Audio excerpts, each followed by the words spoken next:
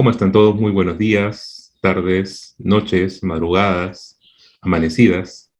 Un gusto y también un honor para mí presentar a Eduardo Amador Abusada Franco. Eduardo es abogado por la Pontificia Universidad Católica del Perú. También ha trabajado y sigue trabajando en la prensa escrita. Es socio en restaurantes.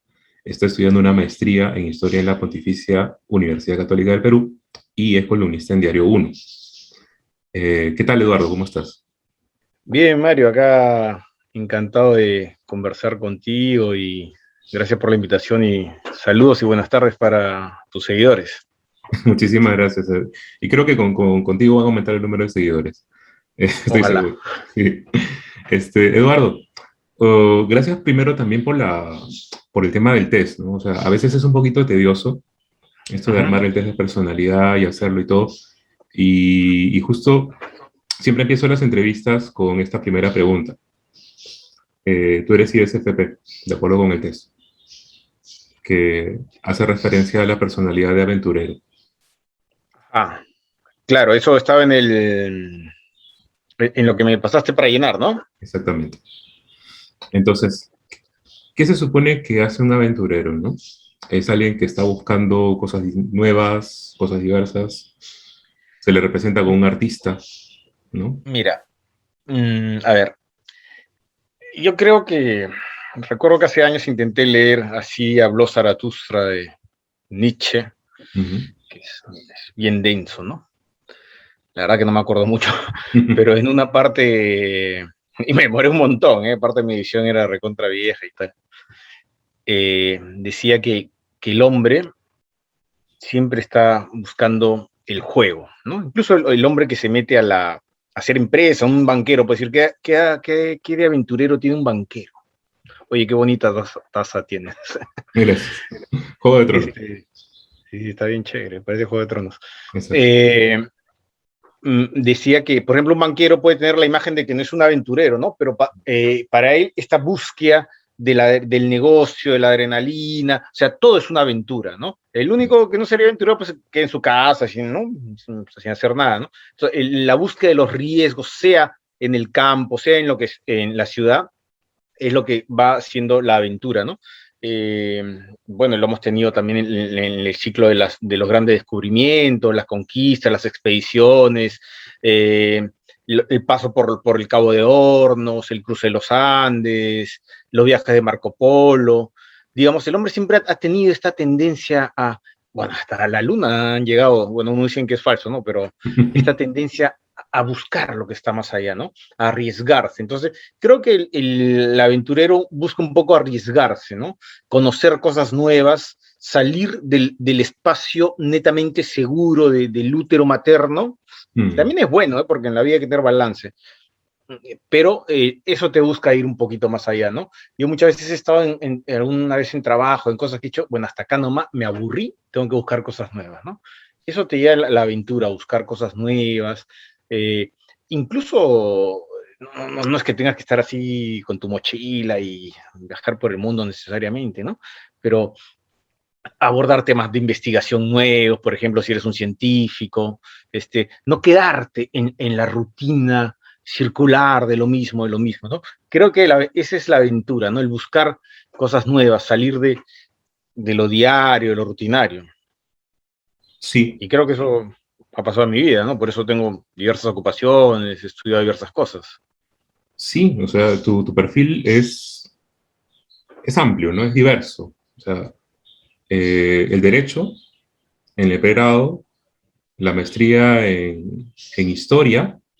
Sí. Bueno, en el pregrado también he estudiado literatura, lingüística, y también hice periodismo. Hice un año de periodismo, hice los cursos que me faltaban en requisitos, en ese momento se llamaban prerequisitos en letras, y después hice un año de facultad. Pero yo ya estaba trabajando en prensa en ese momento cuando empecé a hacer los estudios de periodismo en facultad.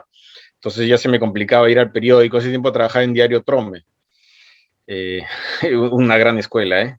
Sí, de hecho, Este, es el sí. diario con mayor circulación en el país. O sea, Sí, sí, pero el periodismo, o sea, yo agarré todavía el periodismo tradicional, que sales con tu libreta, ¿no?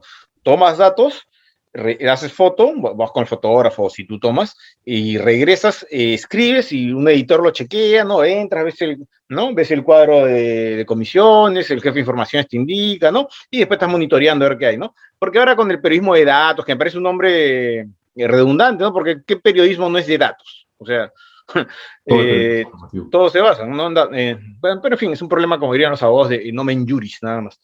Entonces, yo agarré incluso yo agarraba ya el revelado antes con cámara de 35 milímetros. Entonces, porque ahora el periodismo es mucho internet, ¿no? Básicamente sacan cosas de las redes sociales. Yo agarré el ABC del periodismo, en que ibas con tu libreta, y anotabas, ¿no? A lápiz, ¿eh? Y a veces en grabadora. Entonces fue una buena escuela. Yo creo que el periodismo policial, uno de los temas que te comenté, en el test está el ABC del periodismo, ¿no? Está la columna vertebral. Claro, después puedes hacer investigación, periodismo cultural, ¿no? Pero es como que te enseña, empieza a parar la pelota en el fútbol. Puedes jugar de defensa, delantero, marcador, lo que sea, ¿no? Pero tienes que saber parar la pelota. El periodismo policial es el ABC del periodismo, ¿no? Ver tu cuadro de informaciones, hablar con tu jefe de informaciones, tu editor de área, tu cuadro de comisiones, salir a la calle, porque las historias están en la calle, tomar nota, seleccionar los datos, hacer tu pirámide invertida, el lead, saber cuáles son los datos más importantes, dependiendo también del perfil de tu periódico, y escribirlos, ¿no? Y después lo edita un editor, pasa por un corrector, en fin, porque, bueno, ahora ya los periódicos no tienen correctores, ¿eh? Yo cuando mando mis columnas y he mandado a diversos periódicos, salen con los errores que yo mando. Yeah. Y a veces me olvido hasta borrar algún comentario que pongo para guiarme, sí. Yo, y no, lo mandé pues sin alguna cosa entre paréntesis, que era para, por ejemplo, revisar video tal, ¿no? Una cosa así, ¿no? O sea, me guío, ¿no? Y los mandan así, cuando los veo publicados salen así. Ya creo que muy pocos periódicos tienen correctores de estilo. Y siempre pueden decir que confían en ti, que confían en tu trabajo, ¿no? Mira, a mí me ha pasado, un escritor que me cae malísimo, pero escribe muy bien. Yo le editaba una revista que se llamaba Vela Verde, era editor. Entonces tampoco teníamos corrector, yo mismo tenía que corregir y editar, ¿no? Tuvimos corrector al inicio, un pata... no, prefiero no decir el nombre, ¿no? Porque después se vuelven estos fascistas arequipeños que dicen que son los auténticos blancos, ¿no? Hay un grupo de arequipeños que se creen algo así, ¿no? Era un pata que metía errores. O sea, tú le dabas el texto y agregaba errores. Entonces, pero yo llamaba a otra persona, a ver, dime, ¿cómo se lee esto? Y me decían así, entonces, ¿por qué has hecho esto? O sea, no entiendo, no tenía errores. Y él decía que era poeta, ¿no? En fin. Ya, eso... Ahora, los poetas subvierten mucho el orden del lenguaje, ¿no? Digamos, está en la naturaleza de los poetas. Ahora, no sé qué poeta es, porque aparte era malísimo, nunca había un poemario suyo publicado. Y bueno, entonces, a lo que iba es que este escritor que es famoso y en Estados Unidos escribía unas columnas allí. Y yo esperaba siempre al final, porque entrar al último era impecable, ni una coma, nada que mover, ¿no? Acabo de revisar un texto que mandó en la mañana para un libro que estoy sacando y te voy a contar, te voy a adelantar. Un libro sobre entrevistas con abogados, sobre derecho y un poco... Es un libro sobre derecho hecho con las herramientas del periodismo, que es a través de las entrevistas y las crónicas. Y el texto de la contratapa es de la doctora Elizabeth Salmón, especialista en relaciones internacionales, derecho internacional público, bueno, y lo que se llama el derecho internacional de los derechos humanos, ¿no? Todo el sistema internacional de derechos humanos. Y impecable la redacción, o sea, nada, pues no había nada que corregir. Entonces, pero son las excepciones. La gente normalmente escribe rápido, tú no te das cuenta cuando tipeas, y el problema es que la vista se acostumbra. Entonces tú en la pantalla ves tu error, y tu error lo interiorizas y te parece que no es un error, lo normalizas. Entonces el consejo es, si tienes tiempo, regresa al texto después de unas horas o unos días.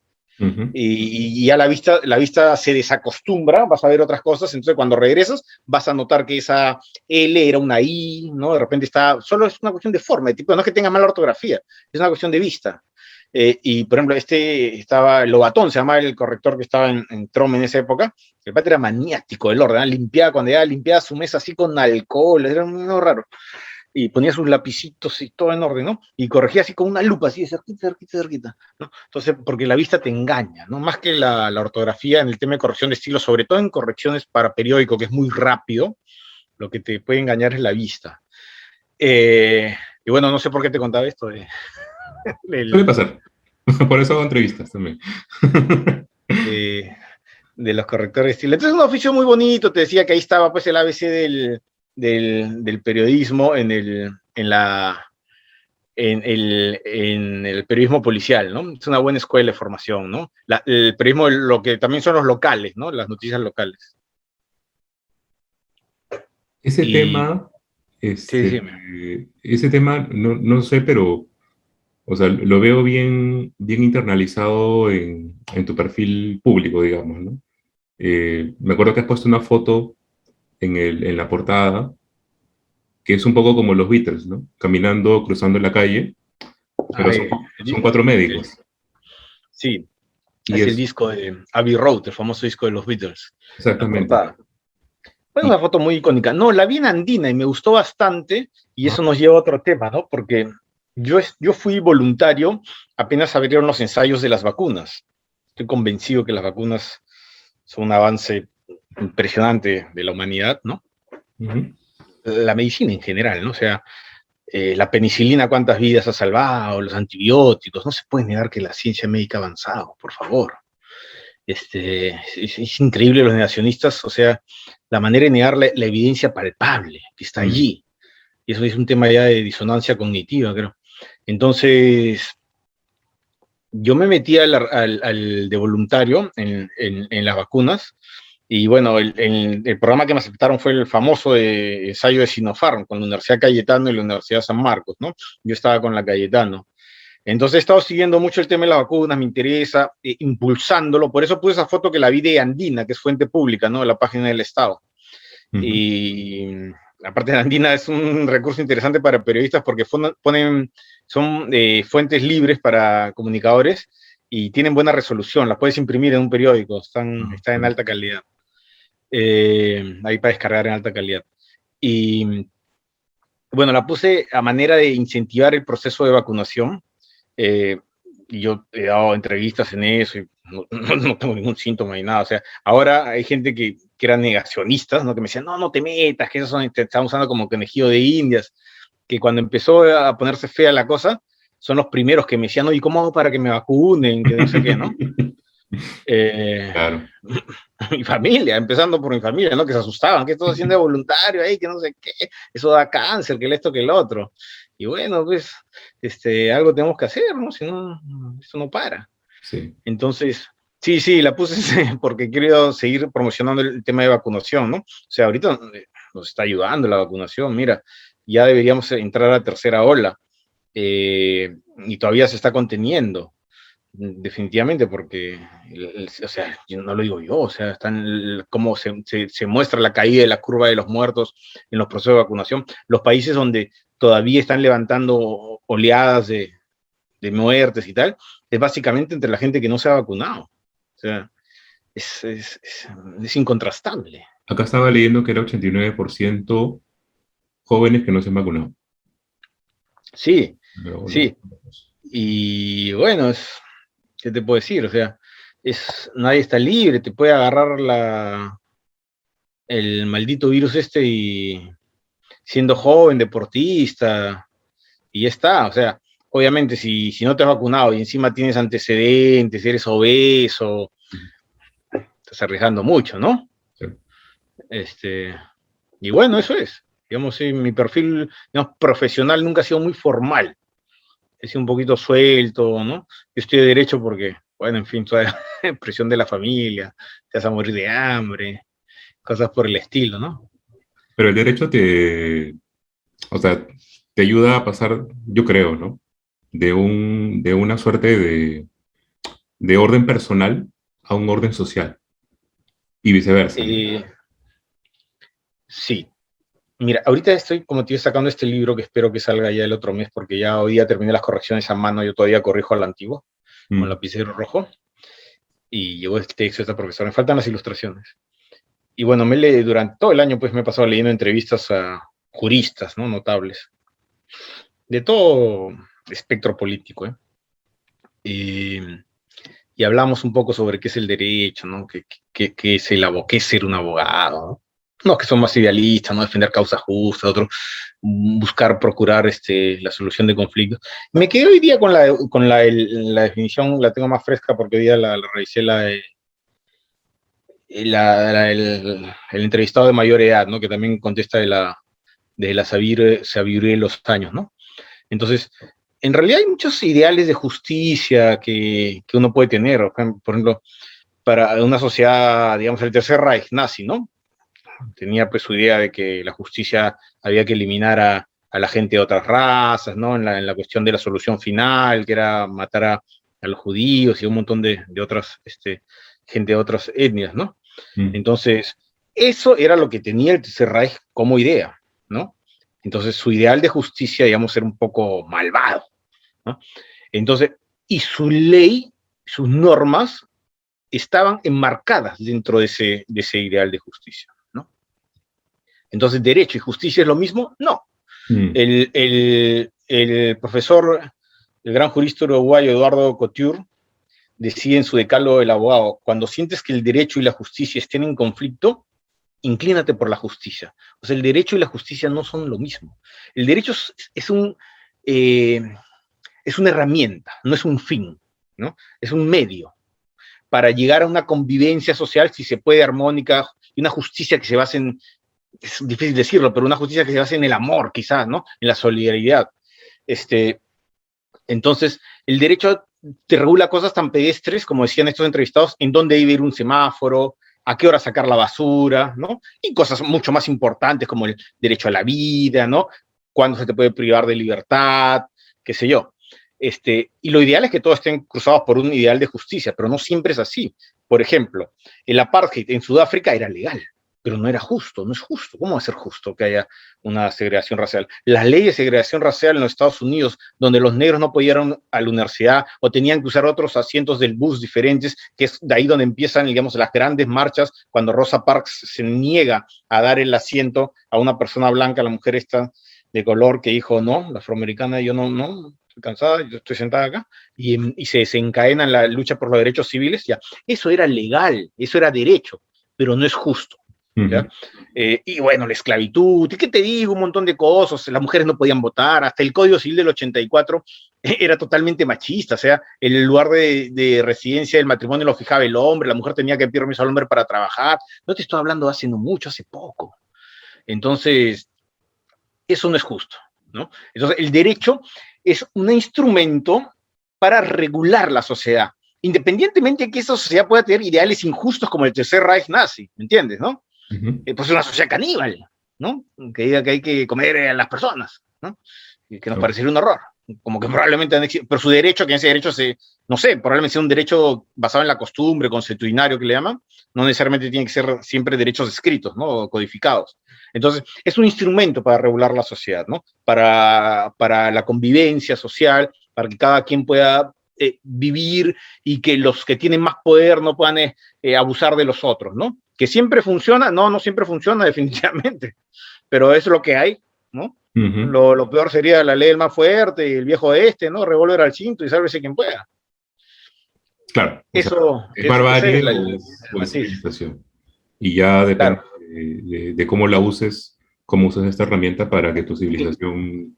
Incluso me acuerdo de Hannah Arendt, la famosa filósofa esta que también era de judía, que estuvo en los campos de concentración, y ella presenció los juicios de Nuremberg, bueno, ya post-Nuremberg, porque cuando capturan a Adolf Eichmann en Buenos Aires, ¿no?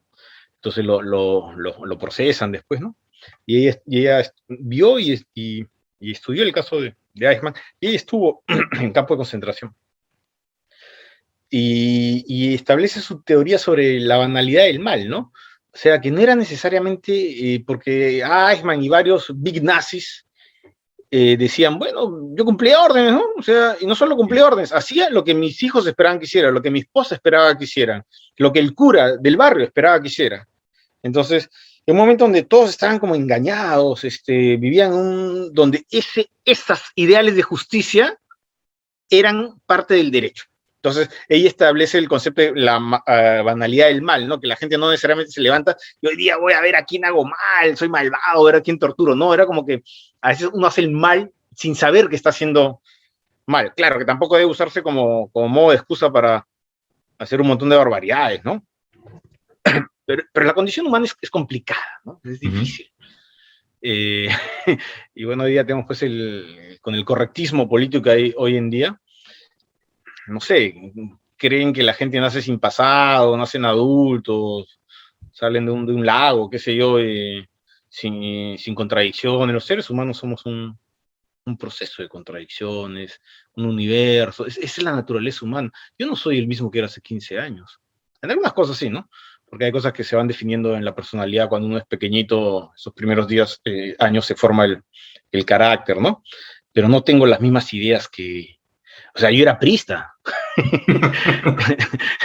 y ya, pues cuando he conocido más información a través de los años, ¿no? Me he ido dando cuenta de cosas, ¿no? O sea, yo mi adolescencia la hice en Jesús María, en San Felipe, Residencia San Felipe, donde hay barrio, pues ahí con los muchachos, ¿no? En la calle, chupando la chela, ¿no? Pasando un pitillo por ahí, por acá. Y habían cosas feas, pues, ¿no? Por ejemplo, me acuerdo que se paraban travestis ahí por Pershing, ¿no? Y decían lo más grande, decían, les tiraban piedras. Eso es algo que no haría, pues, ¿no? ¿Entiendes, no? Pero eran cosas que hacía la patota, ¿no? Sabía que seguir si no eras maricón, ¿no? Cosas así, ¿no? Entonces, obviamente uno va cambiando, va arrepintiéndose de situaciones, ¿no? Y te vas formando a través de los años, adquiriendo experiencias, es normal. Entonces, el correctismo político hoy día, y eso es a mí algo que me sorprende, por ejemplo, tú puedes encontrar la cura contra el cáncer, pero un día te pasaste una luz roja y te van a juzgar por eso. O sea, por el escándalo, Se por define con ese hecho nada más. O sea, sí, sí, sí, los seres son multidimensionales, ¿no? Ahí le preguntaba a este abogado, ¿no? ¿A quién se debe al cliente? Al mayor que te digo, ¿no? Después te voy a pasar el dato cuando salga el libro para que nos hagas un cherry. Me decía, ¿a quién se debe el abogado? Decía, al abogado, al cliente, a su estudio, al derecho, al ideal de justicia. Y, ¿a quién te debes tú? ¿A tu papá, a tu mamá, a tu esposa, a tus hijos, a tu religión? O sea, somos multidimensionales. Entonces, no te puede definir una sola persona, ¿no? Por ejemplo, ese fulanito es gay, ¿no? Ese fulanito es gay, es abogado, es cocinero, es taxista, es hijo, es hermano. Somos multidimensionales. Entonces es difícil que una persona pueda, y eso en términos de política también es interesante, ¿no? Para ver cómo, por ejemplo, alguna causa, por ejemplo, puede unir a personas totalmente disímiles, ¿no? Un conservador, antiaborto y alguien que tenga ideas más abiertas, pro aborto, pueden unirse en una causa ambiental, porque los dos están en contra de cierta contaminación ambiental. Entonces, esto hace que el ser humano sea multidimensional. Entonces, lo que a mí me cuesta entender cómo la gente cree que son quieren todo es blanco y negro, ¿no? Quieren empaquetar en paquetes monolíticos, ¿no? Por ejemplo, dices cosas como, oye, yo creo que no deberían, pues, contaminar este río, ¿no? Ah, comunista. Yo no he militado en ningún partido comunista, ¿no? Se me parece por sentido común. así. Simplemente. O dices, qué sé yo, ¿no? Y también del otro lado es igual, ¿ah? Fascista, defensor de los ricos, ¿no? O sea, la gente empaqueta mucho, ¿no? Y no es así. La vida real está en las idas y vueltas, en los grises. Y eso creo que hable mucho. No, al contrario, esa es la idea, esa es la idea que hables. Ese es el ideal. O sea, yo creo que ahí, o sea, lo que mucha gente piensa es, voy a estudiar lo mismo para mi pregrado, para mi posgrado, voy a seguir, dedicarme a hacer esto, ¿no? Pero yo tengo la impresión de que tú has sumado las cosas que has hecho y que lo has asumido como un todo. O sea, esto sí se relaciona con esto otro. Puede haber.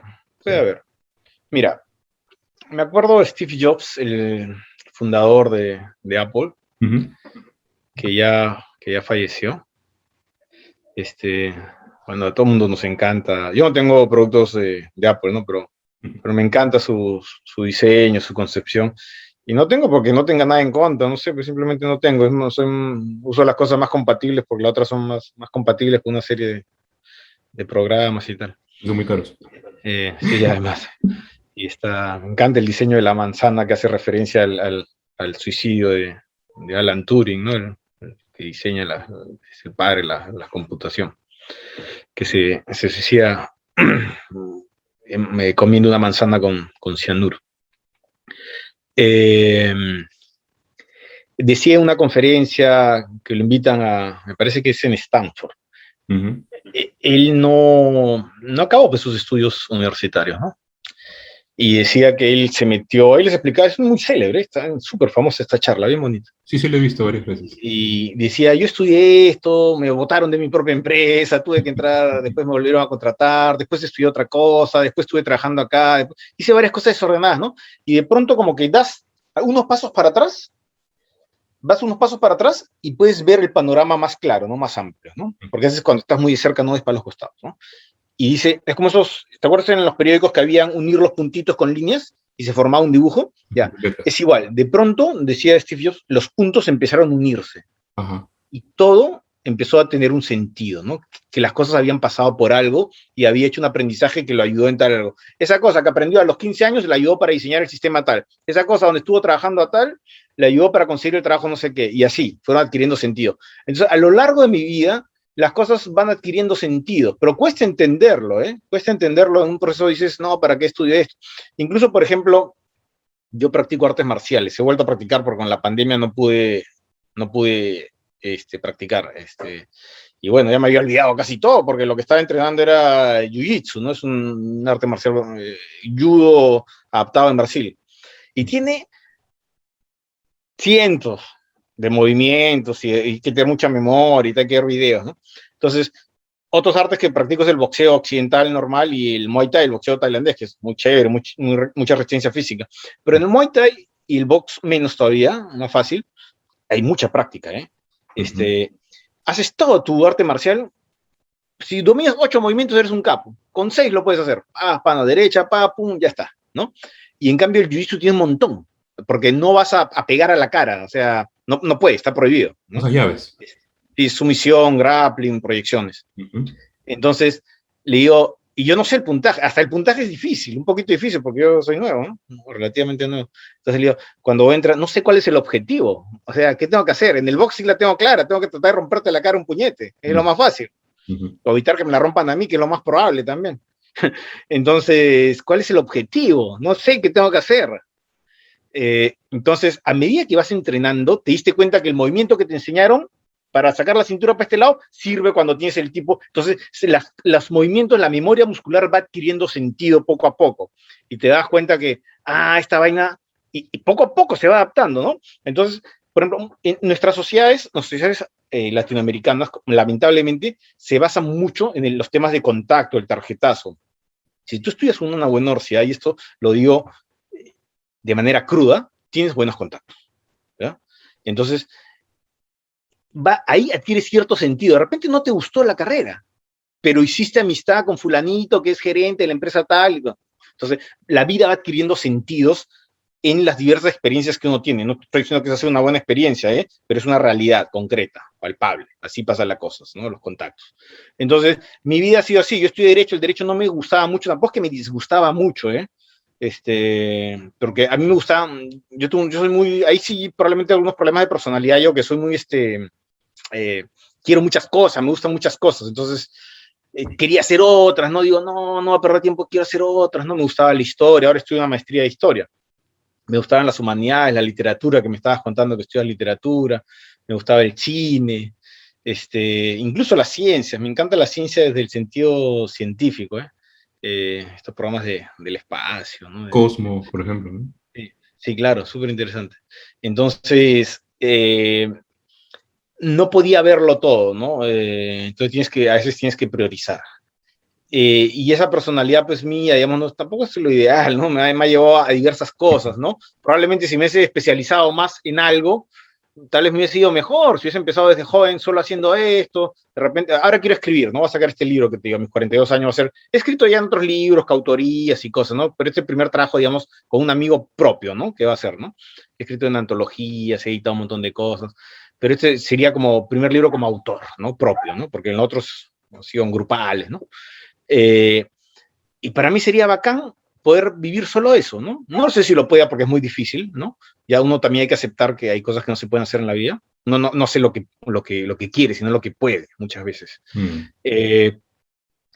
Pero si se logra, podría entender que todas estas cosas que me han pasado en la vida, que estudié una cosa, me fui de viaje, estudié otra, retiré, estudié un trabajo, renuncié a otro, por aquí, por allá, me han llevado a me llevarían a eso, ¿no? Porque cuando yo hago mis columnas, escribo mis textos, son muy autorreferencial. Muchas de las cosas que escribo están basadas en las cosas que me han pasado. Y hay periodistas con suerte y sin suerte. Es una cosa así simple. Un periodista me contó alguna vez. ¿Y cómo haces para saber si es un periodista con suerte o sin suerte? Juega Yankee Po. Si ganas 10 veces seguidas, tienes suerte. Si no, no. Y te pasas. Hay periodistas que la noticia los busca la noticia. Por ejemplo, el caso de Mario Poggi, que fue famoso y tal, que mató a Díaz Balbín, creo que se llama ese asesino. Él fue a la revista Caretti y estaba Jorge Salazar, que es un gran cronista que ya falleció, a contar que yo he matado a fulano y tal, ¿no? Y está loco, le dejaron ir. ¿Y por qué lo has dejado ir? Y Jorge Salazar salió y lo persiguió y contó su historia, ¿no? Y bueno, ya sabemos después que el Zapata acabó en el programa de farándula, ¿no, Mario Puy? Que me parecía un poco peligroso que un asesino ande suelto por la calle y la gente lo tomaba como broma. El pata había matado a alguien, ¿eh? Sí.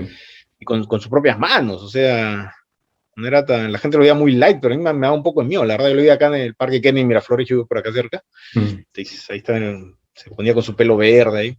A mí me asustaba un poco, la verdad. Decía, este hombre no ha matado a un hombre con sus propias manos, o sea, hay que tener cuidado. Entonces, a veces la noticia te busca. Y cuando no es así, tienes que buscarla. Tienes que estudiar más, leer más, involucrarte más, hablar, tener bastante olfato. Por ejemplo, me encanta la formación de García Márquez. La formación de García Márquez lo lleva a ser el gran escritor que fue. Todo lo que él ejerce como periodista y tal, ¿no? Y contaba, por ejemplo, en el prólogo del Amor y otros demonios, que el del Amor y otros demonios no es más que un reportaje periodístico de época. Ahí ejerce su periodismo usando instrumentos de la historia para recrear una situación de época, ¿no? Del amor entre esta niña y este sacerdote y tal. Él estaba ahí en la redacción del periódico, no me acuerdo cuál era, ¿no? Con el calor que hace ahí en el Caribe, y el jefe de informaciones, ¿qué hacen acá? Vayan a buscar información, no va a venir la noticia. Ese es el ABC del periodismo, tienes que buscarla en la calle. Yo me acuerdo que teníamos Gerardo Porras, un gran jefe de informaciones ahí en Trome, y venían los de madrugada.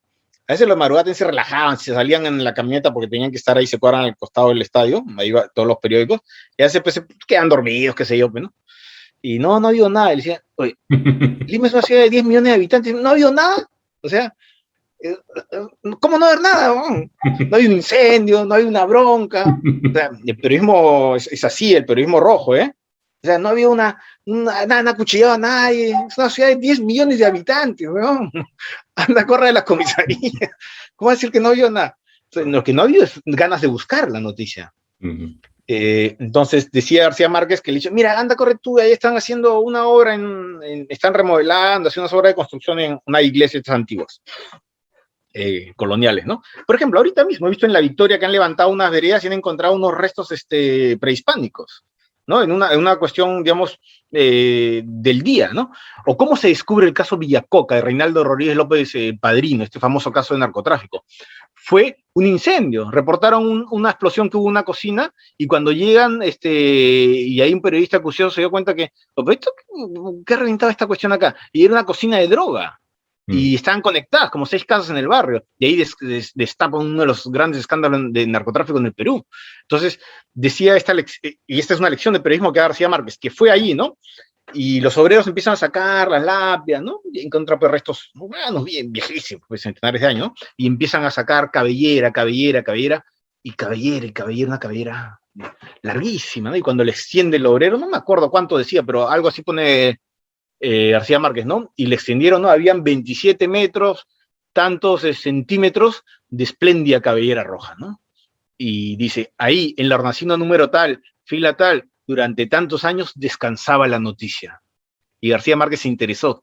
¿Qué es eso? ¿Por qué? ¿Quién era esa niña? Porque el cuerpo decía que era una niña, ¿no? E investiga y encuesta la historia esta, y bueno, ya ficciona un poco y hace Del amor y otros demonios, ¿no? Entonces, hay que buscar la noticia, a veces está ahí. Y si no tienes suerte, la tienes que buscar más. Ahora hay periodistas que les llega la noticia. Y el otro es un pata que por error le llegó un correo que no estaba destinado para él, y este hombre era periodista, y era una cosa que tenía que ver con una cosa así tipo los Panama Papers. Escucha, fue un escándalo de corrupción que logró desmadejar por ahí. Entonces, a veces te llega. A mí me ha pasado que estoy en alguna cola y de repente llegó alguien que, como yo no soy personaje público, por ejemplo, si yo obviamente tengo al frente mío a un periodista de televisión, no voy a hablar sandeces, ¿no? Pues la gente con el celular habla, le gusta hacerse los importantes. Entonces estaba, me acuerdo, acá se cambia. Este pata yo lo tasaba, yo sabía quién era, estaba metido en cosas medias turbias.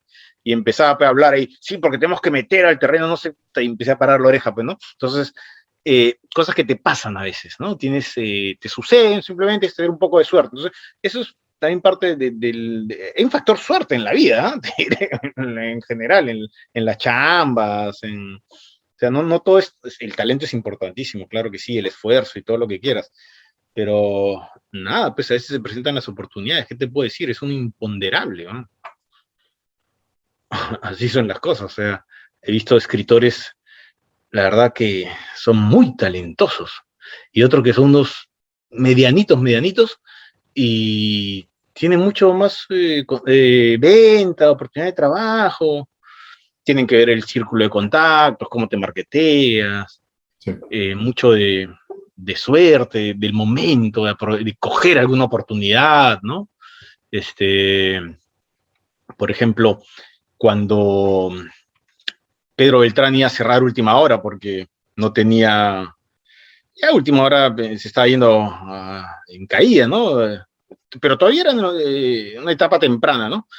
Y había renunciado el director, ¿no? El don Pedro Beltrán, uno de los fundadores del diario La Prensa, uno de los varones del azúcar, ¿no? Que fue ministro, caballero. O sea, caballero, bueno, uno puede tener sus críticas, si ejercía de corrupción o no, ese es otro tema, ¿no? Me refiero en el trato, ¿no? Era un gentleman, pues, ¿no?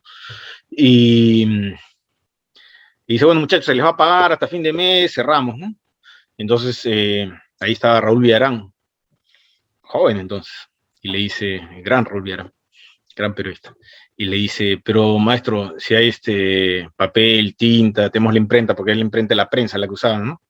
Y vamos a trabajar hasta fin de mes y están pagando nuestros sueldos, porque vamos a, o sea, nos van a pagar todo el mes, déjenos trabajar hasta fin de mes, y está, o sea, dejamos publicar hasta fin de mes, si hay papel. ¿Y quién va a dirigir? Y él nomás, chiquillo, 20 y tantos años. Acá vamos a dirigir yo con mi compadre Efraín Ruiz Caro, ¿ya? Que era en deportes, ¿no? Con 20 y tantos años, tomó esa oportunidad, la tomó así en el acto, Raúl Villarán, y chapó la dirección de Última Hora. Y él sacó en el año 50 y tantos el famoso titular que decía chinos como cancha en el paralelo 53, creo que había esta guerra de Corea, y había la guerra en el Asia que pasaban el paralelo y tal, se invadían de un lado al otro. Entonces, y esa fue la primera vez que se usa la replana en el periodismo. Y Última Hora, en una ciudad mucho más pequeña entonces, empezó a hacer un diario masivo, a vender como cancha. Inaugura toda la prensa popular, ¿no? Que conocemos hoy día. Claro que hay influencia de la prensa americana, de la famosa penny press, la prensa del centavo y todo esto. Pero chapó esa oportunidad, ¿no? A veces esas cosas se presentan, ¿no? Como que estás esperando ahí, eres suplente y el jugador se emborrachó, no vino, el técnico te prueba, hiciste un partido sensacional. Pasan en la vida, ¿qué te puedo decir? Son circunstancias que pasan. A mí me ha pasado, yo nunca imaginé que iba a estar de empresario haciendo restaurantes, yo siempre imaginaba que iba a ser un intelectual medio raro, buscando chamba por aquí, tal vez de profesor. Bueno, siempre quise publicar, ¿no? Me imaginaba como un escritor un poco excéntrico, bohemio. Y bueno, acabé haciendo empresas, ¿no? Nunca imaginé que iba a ser un cochino capitalista. Y todo el mundo me dice que soy comunista. Igual es una experiencia, ¿no? Lo tienes y lo puedes ver de dentro, ¿no? Es parte de lo que decíamos al inicio, la aventura. Sí. Todo lo que nos guía es la aventura. Hacer negocio, hacer un negocio es una aventura también, o sea, te voy a perder, buscas el lugar, por ejemplo, ahorita estamos, ¿no? Mientras estamos hablando, estamos viendo el tema de la construcción, porque hay unas remodelaciones que parece que no están cuadrando en el plano, ¿no? Me dicen, necesitamos los planos, entonces, es la adrenalina, ¿no? Y dices, no, qué feo, dice, prefiero estar leyendo, pero es parte de la adrenalina, es parte de la vida. De hecho, incluso también cuando publico, oye, tienes que publicar, y ya te gana la fecha de cierre, te presionan los otros patas, ¿no? Todo en la vida tiene su carguita de aventura, de adrenalina. Es normal, ¿no? O sea, a veces no sabes por dónde te van a llegar los caminos de la vida, como Steve Jobs, ¿no? De pronto los puntos empezaron a unirse. Yo no sé, un tiempo yo pensaba que con el derecho, más o menos conociendo yo mi perfil, iba a acabar siendo un abogado de derechos humanos, ¿no? Pero de pronto la vida te coloca en lugares que no sabes. Cuando me preguntan, ¿no? Estudiaste Derecho, ¿y qué Derecho estudiaste? O sea, como que la universidad te enseña Derecho Tributario, Derecho Civil, o sea, hay de todo un poco, pero la universidad no te especializa en eso. Ya, o sea, bueno, tú puedes llevar más cursos de tal o cual, ¿no? Pero no es como que hacer una mención en tal, por lo menos cuando yo estudié no había eso, ¿no? ¿Qué es lo que te especializa en el derecho? No sé cómo serían otros campos, imagino que es parecido. El trabajo. Tú sales un poquito de todo, estás acabando, empiezas a practicar en qué sé yo, en SUNAT, vas a acabar especializado en Derecho Tributario. Te especializa la experiencia, el trabajo. Eso es. El derecho, la universidad te da los grandes rasgos, ¿no? Como te digo, el derecho es un instrumento, no es un fin. Entonces te da los instrumentos y tal. Y la experiencia en lo que caigas trabajando, de repente caes en el tema ambiental, de repente en el tema minero, minero, eso es lo que te va a especializar. La vida. La vida es lo que te está enseñando. Así que, nada, pues si hay gente joven que todavía no sabe bien dónde está yendo, cuál es su rumbo, tranquilo, yo estoy igual. No me ubico, no sé muy bien qué estoy haciendo, pero ya no me desespero tanto. Dejo que la vida me vaya llevando un poco. Tampoco se tiene que decir que seas un total loco y no sabes qué vas a comer mañana. No. Pero hago mis planes un poquito más cortos, ¿no? A veces digo, vamos a ver, paso a paso, ¿no? Paso a paso. Cada día es y a veces la vida va tomando forma, ¿no? Porque es cuando me echo sueños muy, muy fijos, ¿no? A tal edad quiero tener mi departamento, a tal edad quiero publicar tal libro, a tal edad ganarme el premio Nobel. Puta, después te frustra feo. Una de las cosas que yo aprendí fue llevo ya un par de años explorando, no practico como debiera, pero explorando el budismo y la meditación, y te ayuda a no tomarte las cosas con tanta obsesión. Y cuando sabes que todo es el principio de impermanencia, ¿no? Que nada dura para siempre, que todo es cambiante, empiezo a aceptar cosas, incluso como la maldad, ¿no? Porque sabes que la maldad tampoco va a durar para siempre, ¿no? Que este dictador, no digo que hay un dictador específico, este dictador, digo, o sea, cualquier fulano que tú consideres un dictador malvado, ¿no? Yo soy palestino, soy de familia palestina, activista por la causa palestina. Y estuvo acá un gran activista, persona importante, un médico palestino que tiene una historia bellísima, o sea, trágica, ¿no? Perdió a su familia, hijos muertos, sus 3 hijas, esposa, y en fin, candidato a Premio Nobel de la Paz, da charlas, ha hecho muchas cosas por la causa de Palestina. Y me invitaron pues, a una reunión donde estaba presentando una obra de él adaptada al teatro, ¿no? Me invitó a la Embajada de Palestina, me lo presentaron, lo saludé, hablaba español felizmente porque yo de árabe, jota, un poco de inglés más o menos, ¿no? Y el pata hablaba un poquito de inglés y un poquito de español lo masticaba, pero inglés, hablamos un poquito de inglés. Y le decía que tenía miedo, ¿no? Que Palestina desaparezca, ahora, porque Trump estaba en el poder, ¿no? Y estaba haciendo unas alianzas horrendas pues, con Netanyahu, que es un criminal de guerra salvaje, ¿no? O sea, prácticamente la desaparición de Palestina, que es lo que quieren hace años, ¿no? Desde que empieza el conflicto. Esto no es un tema de convivencia, es un tema de desaparición de Palestina. Y le digo, me siento mal, a veces siento que no puedo contra eso, me frustro, ¿no? Que es como irse contra una pared y me decías, Trump se va a morir, me decía, es mortal, es un ser humano, todos los seres humanos se mueren. Entonces, ese es el principio de impermanencia. Trump no va a estar para siempre. Netanyahu no va a estar Netanyahu ya no es primer ministro, no va a estar para siempre, me dice. Pero lo que va a durar en los años son personas como tú y como yo buscando justicia y amor. Eso va a permanecer. ¿no? Como también va a permanecer la maldad. No hay que pensar que esto es el mundo de los Teletubbies, ¿no? No, la maldad siempre debe estar. Pero el mundo, como dice la Desiderata de Labat, sea que te resulte claro o no, yo soy un optimista, y dice, sea que te resulte claro o no, el universo marcha indudablemente como debieras, ¿no? Luis XVI mataba a un campesino y no pasaba nada. Bueno, después le cortaron la cabeza, ¿no? Pero a lo que voy es que en esos tiempos donde las situaciones, pero hablan de la propiedad privada. La propiedad privada es una conquista plebeya en la Revolución Francesa, porque los señores feudales y los reyes te quitaban, pues eran dueños de todo.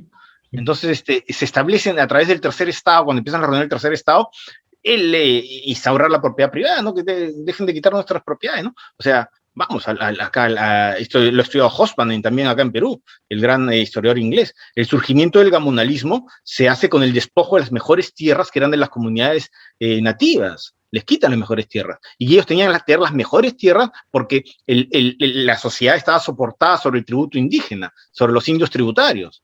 Entonces, para tributar tenían que tener mejor producción. Porque muchos no tributaban, solo los que eran los indígenas.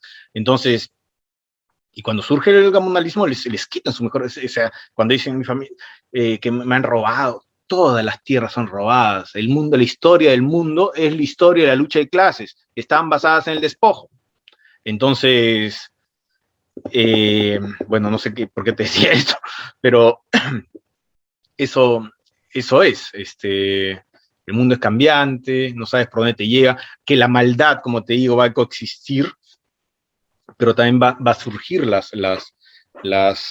te decía esto porque el mundo ha mejorado, o sea, ahora sí, siguen haciendo barbaridades, ¿no? Por ejemplo, imaginemos pues ahora han entrado los demócratas en Estados Unidos, ¿no? Biden sigue en las invasiones y todo lo que quieras, ¿no? Igualito también Rusia sigue invadiendo lo que es Georgia, los problemas con Ucrania, China sigue sometiendo al Tíbet, ¿no?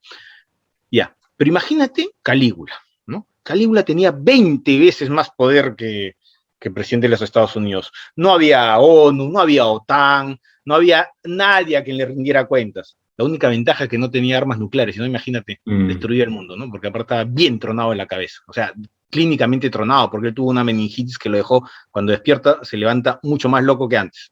Aparte de una infancia horrenda, donde sufrió violaciones, vejaciones, o sea, lo raro era que Calígula no hubiese terminado loco.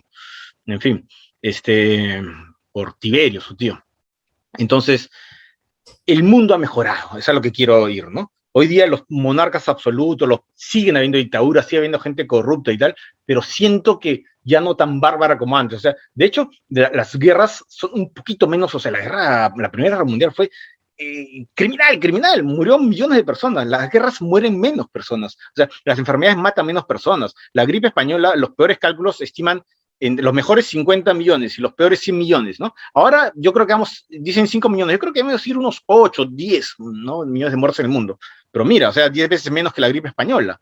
Entonces, una aspirina ahorita te puede salvar un infarto, ¿no? Diluyendo un poco, adelgazando la sangre. Ha avanzado la ciencia. La esperanza de vida ha aumentado. ¿Que hay mucha maldad en el mundo? Claro que lo hay. Gente que muere injustamente y de hambre, enfermedades totalmente curables, por supuesto. Para alguien que tiene plata, una enfermedad totalmente curable, para una persona que no tiene los medios puede ser mortal, y eso no es justo, ¿no? Entonces, o sea, no es un tema de que sea algo insalvable, es un tema a veces de simplemente acceso a servicios de salud. Entonces, sí, por supuesto que hay cosas malas en el mundo, pero digamos optimistas, ¿no? Antes era mucho peor. Eso es. Eso es, buenísimo. Eduardo, bueno, yo creo que estamos más que servidos, la verdad. Yo te He agradezco. hablado mucho, ¿no? No es que nos vayamos a empachar, no, al contrario. Yo creo que podríamos ver la entrevista varias veces, y así como sucede con los clásicos, ir descubriendo cosas cada vez que la ves, ¿no? Y eso es bueno, buenísimo. Favor que me haces. Siempre corroborando, porque a veces con los datos a veces me disparo y... Bueno, sí. Y deben estar bien, ¿ah? Hay que hacer un disclaimer, nada más. Yo me jacto todavía de ser uno de los que usa poco, que escribo de memoria. Mi cerebro hace conexión así, empiezo a relacionar una cosa que me pasó en el 86 con el Mundial de no sé cuánto, Y a veces para corroborar cómo se deletrea tal nombre, uso el buscador. Pero normalmente casi todos los datos cuando hago mis columnas, mis textos, me salen de memoria. Bueno, eso obviamente la memoria a veces hay que usar una de papel también, no puede ser falla, ¿no? Pero todavía me jacto de poder usar mi reserva mental. Así que siempre verificando algunos datos. Excelente. Y bueno, agradecerte nuevamente por la posibilidad de la entrevista.